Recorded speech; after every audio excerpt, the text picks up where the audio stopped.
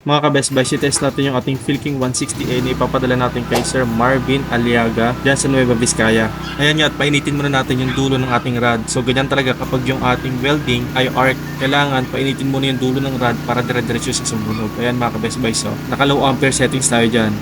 So after nyan, gagamitin naman natin yung high ampere setting kapag yung knob ay nakaturo dun sa kanan. So mapapansin natin maliit yung kanyang ilaw, no? Eto, silipin nyo yan. Mas malaki yan. Sabog na sabog talaga yan. Ayan o.